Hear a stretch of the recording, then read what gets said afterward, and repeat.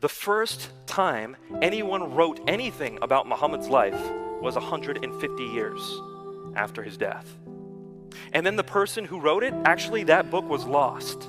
And what we have is somebody else who saved portions of that book and said, I only saved a portion of this book because the rest of it I felt was just unbelievable.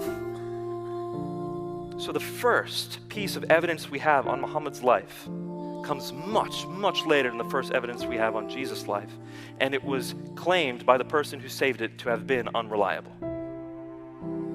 Follow me here. This is the last major chapter of the Quran. This chapter is called the chapter of disavowal, Surah Al-Bara.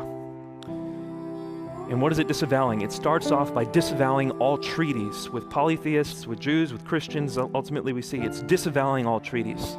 And it's basically, this is the chapter that says, slay the infidel wherever you find them. These are the final orders of the Quran.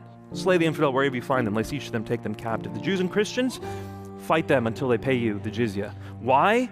So that's chapter 9, verse 29. Chapter 9, verse 33, Islam has been made to prevail over every other religion.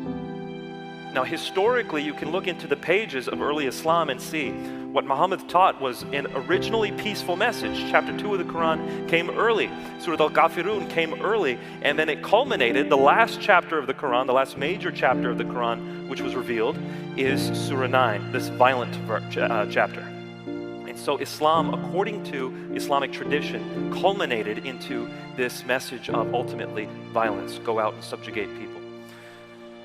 Many Muslims today don't know that. They honestly haven't learned that. All they've been taught in the mosques is that Islam is a religion of peace. All they've been taught is these peaceful verses. So the point I want to get across to you is if you cross paths with someone who says Islam is a religion of peace, they are not lying to you. They honestly believe probably that it is a religion of peace. But you should know that their opinion is contrary to the swaths of centuries of Islamic jurisprudence, which does not teach the same thing.